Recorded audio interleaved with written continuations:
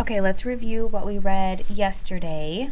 So Naya, her father was clearing the land, and he told her to guess what was it that they were going to be building there. And then with Salva, it's now 2003. He is living in New York with his new family. He does get an email from his cousin that his father is alive, but he is sick in the hospital, and he does travel back to Sudan. Okay, we're going to finish the book today, so chapters 17 and 18. Okay, here's Naya. Southern Sudan, 2009. What do you think we are building here? Naya's father asked, smiling. A house? Naya guessed. Or a barn? Her father shook his head. Something better, he said. A school. Naya's eyes widened. The nearest school was half a day's walk from their home. But Naya knew this because Depp had wanted to go there. But it was too far. A school? She echoed. Yes, he replied. With the well here, no one will have to go to the pond anymore, so all the children will be able to go to school. Naya stared at her father. Her mouth opened, but no words came out. When at last she was able to speak, it was only in a whisper. All the children, Papa? The girls too? Her father's smile grew broader. Yes, Naya, girls too, he said. Now go and fetch water for us. And he returned to his work, scything the long grass. Naya went back and picked up the plastic can. She felt as if she were flying. School! She would learn to read and write. Okay, let's add to Naya's page. I need to find a pen. Hold on.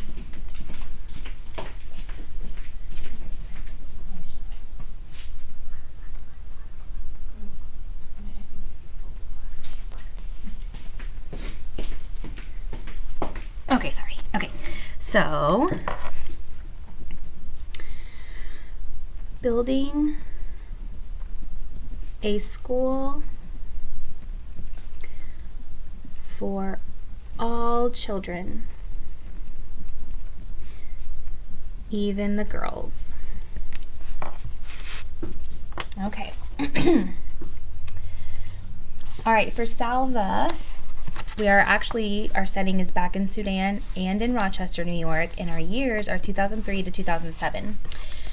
I don't have a ton of space, so I'm just going to you write yours on your Salva side. 2003 to 2007. All right, here we go. Salva stood at the foot of one of the beds in the crowded clinic. Hello, he said. Hello, the patient replied politely. I've come to visit you, Salva said. To visit me? The man frowned. But who are you? You are Maween Dut Arik, aren't you? Yes, that is my name. Salva smiled, his insides trembling. Even though his father looked older now, Salva had recognized him right away. But it was as if his eyes needed help from his ears. He needed to hear his father's words to believe he was real. I am your son. I am Salva. The man looked at Salva and shook his head. No, he said. It's not possible. Yes, Salva said. It's me, father. He moved to the side of the bed. Maween Dut reached out and touched the arm of this tall stranger beside him. Salva? He whispered. Can it really be you? Salva waited. Maween Dut stared for a long moment. Then he cried out, Salva, my son, my son! His body shaking with sobs of joy, he reached up to hug Salva tightly. It had been almost 19 years since they had last seen each other. Maween Dut sprinkled water on his son's head, the Dinka way of blessing someone who was lost and is found again. Everyone was sure you were dead, Maween Dut said. The village wanted to kill a cow for you. That was how Salva's people mourned the death of a loved one. I would not let them, his father said. I never gave up hope and that you were still alive somewhere. And my mother? Salva asked, barely daring to hope. His father smiled. She's back in the village. Yay. Salva wanted to laugh and cry at the same time. I must see her. But his father shook his head. There is still war near Lone Arik, my son. If you went there, both sides would try to force you to fight with them. You must not go. There was so much more to talk about. His father told Salva that his sisters were there with his mother. But of his 3 brothers, only Ring had survived the war. Arik, the oldest, and Kuol, the youngest, were both dead. Little Kuol. Salva closed his eyes for a few moments, trying to picture his brothers through a haze of time and grief. He learned more about his father's illness. Years of drinking contaminated water had left Maween Dut's entire digestive system riddled with guinea worms. Sick and weak, he had walked almost 300 miles to come to this clinic and was barely alive by the time he finally arrived. Salva and his father had several days together, but all too soon it was time for Salva to return to America. His father would be leaving the clinic shortly as well. The surgery he had undergone had been successful, and he would soon be strong enough to make the long walk home. I will come to the village, Salva promised, as soon as it is safe. We will be there waiting for you, his father promised in return. Salva pressed his face tightly to his father's as they hugged goodbye, their tears flowing and blending together. On the plane back to the United States, Salva replayed in his mind every moment of his visit with his father. He felt again the coolness on his brow when his father had sprinkled water blessing on him. An idea came to him, an idea of what he might be able to do to help the people of Sudan. Could he do it? It would take so much work. Perhaps it would be too difficult, but how would he know unless he tried? Back in Rochester, Salva began working on his idea. There were, it seemed, a million problems to be solved. He needed a lot of help. Chris and Louise gave him many suggestions. Scott, a friend of theirs, was an expert in setting up projects like the one Salva had in mind. He and Salva worked together for hours and days, which grew into weeks and months. Along the way, Salva met other people who wanted to help. He was grateful to all of them, but even with their help, it was much more work than he had imagined. Salva had to raise money for the project, and there was only one way to do this. He would have to talk to people and ask them to give money. The first time Salva spoke in front of an audience was in a school cafeteria. About 100 people had come to hear him. There was a microphone at the front of the room. Salva's knees were shaking as he walked to the mic. He knew that his English was still not very good. What if he made mistakes in pronunciation? What if the audience couldn't understand him? But he had to do it. If he didn't talk about the project, no one would learn about it. No one would donate money, and he would never be able to make it work. Salva spoke into the microphone. Hello, he said. At that moment, something went wrong with the sound system. The speakers behind him let out a dreadful screech. Salva jumped and almost dropped the mic. His hands trembling, he looked out at the audience. People were smiling or chuckling. A few of the children were holding their ears. They all looked very friendly, and seeing the children made him remember. It was not the first time he had spoken in front of a large group of people. Years before, when he was leading those boys on their walk from Ethiopian refugee camp to the one in Kenya, he had called a meeting every morning and evening. The boys would line up facing him, and he would talk to them about their plans. All those eyes looking at him, but every face interested in what he had to say. It was the same here. The audience had come to the school cafeteria because they wanted to hear him. Thinking of that made him feel a little better, and he spoke into the mic again. Hello, he repeated, and this time only his own voice came from the speakers. He smiled in relief and went on. I am here to talk to you about a project for Southern Sudan. A year passed, then 2, then 3. Salva spoke to hundreds of people in churches, at civic organizations, in schools.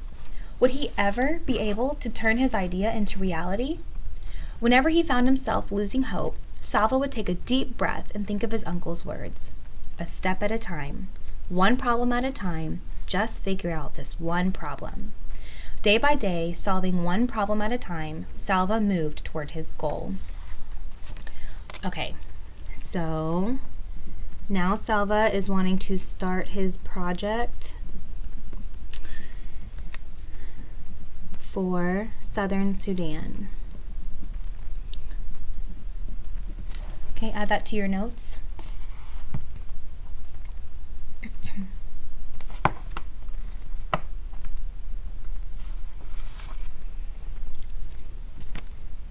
And of course, he talked with his father. He learned that his mother was still alive. Oops. And that his brothers were alive. That his oldest brother and his youngest brother were not alive. His sisters were alive. Okay.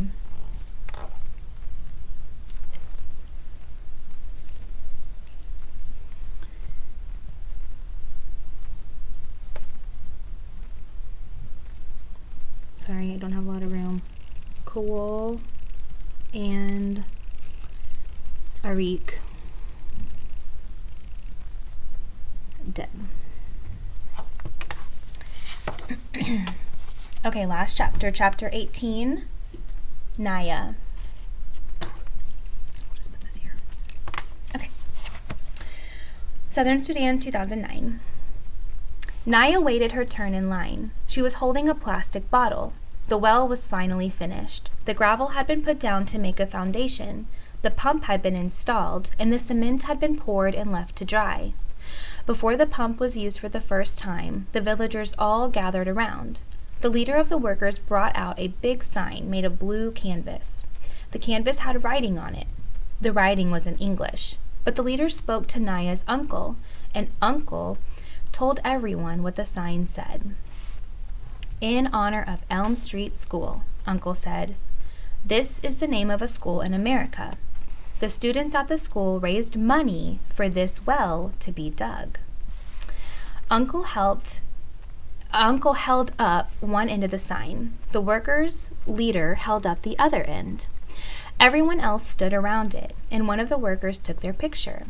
The picture would be sent to the American school so that the students there could see the well and the people who were now using it. Then the villagers got in line to wait their turn for water from the new well. When Naya reached the head of the line, she smiled shyly at her uncle, who paused in his work for a moment to smile back at her. Then he began moving the pump handle, up and down, up and down. A stream of water flowed from the mouth of the pump. Naya held her bottle underneath the pump mouth. The bottle filled up quickly. She stepped aside to let the next person fill a bottle. Then she drank. The water was delicious. It wasn't warm or muddy like the water from the pond. It was cool and clear. Naya stopped drinking and held up the bottle so she could look at it. Funny that something without any color at all could look so nice. She drank a few more sips, then glanced around. Everyone had a bottle or a cup. They were drinking that lovely water, or waiting in line for more, or talking and laughing. It was a celebration. An old granddad standing not far from Naya shook his head. In a loud voice, he said, "This is where we used to gather for our bonfire celebrations. I have been sitting on this ground my whole life. In all those years, I never knew that I was sitting on top of this good water." Everyone around him laughed. Naya laughed too. In a few more days, the school would be finished. Naya and Deb and Akir would all go to school, along with the other children. Next year, there would be a marketplace where the villagers could sell and buy vegetables and chickens and other goods. There was even talk of a clinic someday, a medical clinic, so they wouldn't have to walk so far to get help, as they had to when Akir was ill. It was the well that was bringing the village all these good things. But the well was not for their use alone. People would come from miles around to fetch the good clean water. Naya knew from listening to the grown-ups that the crew leader had made many arrangements concerning the well. No one was ever to be refused water. Some of the villagers would be responsible for maintaining the well. They would be busy with this new work, so the entire village was to help them with their crops and cattle. Other villagers, including Naya's uncle, would resolve any disputes that arose. The well would change their lives in many ways. I will never again have to walk to the pond for water, Naya thought. She wandered around a little, sipping at her cool, fresh drink. Then she caught the sight of the crew leader. He was standing by himself, leaning against one of the trucks and watching her uncle work the pump. Depp saw her looking at the man. That man, the boss of the workers, Depp said. You know he is a Dinka? Naya looked at Depp in astonishment. The Dinka and the Nuer did not look very different physically. You had to look at the scar patterns on people's faces to tell the tribes apart. Dinka scar patterns were different from those of the Nuer. But the crew leader had no scars on his face. Naya had heard some of the teenage boys talking about that, wondering why he had no scars when clearly he was a grown man. The leader's assistant was Nuer, so were most of the crew. They all had Nuer scars. Naya hadn't thought about it much, but she realized now that she had always assumed that the leader was Nuer too. The Dinka and the Nuer were enemies, and they had been for hundreds of years. Why would a Dinka bring water to us? She wondered aloud. I heard Uncle and Father talking about him, Depp said. He has drilled many wells for his own people. This year, he decided to drill for the Nuer as well. Depp had not really answered Naya's question. He probably doesn't know the answer, she thought. But now, Naya felt there was something she had to do. She walked over to where the man was standing. He didn't notice her at first, so she waited quietly. Then he saw her. Hello, he said. Shyness flooded through Naya.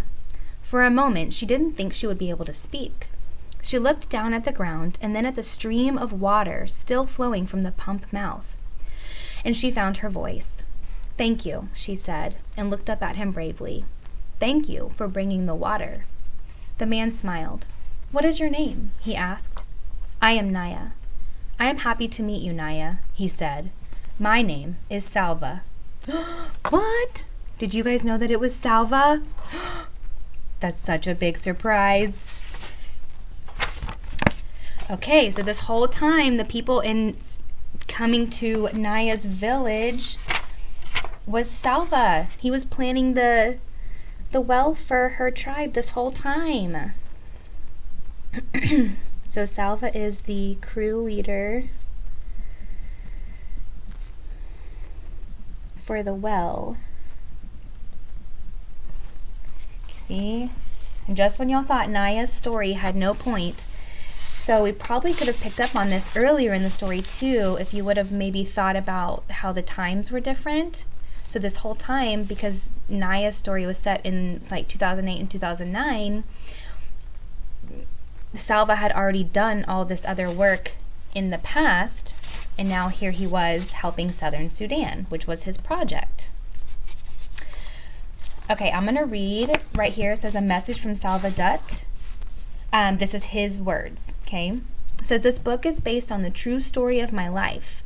I hope that because of this book, more people will learn about the lost boys in the country of Sudan. I was born in a small village called Lone Arik in Tanj County, Southern Sudan. And just as it says in the book, I stayed in refugee camps in Ethiopia and Kenya for many years before I came to America. I am thankful to a great many people. The United Nations and the International Red Cross supported my life when I was in danger of starvation. The Moore family, this church, and the community of Rochester welcomed me into the United States.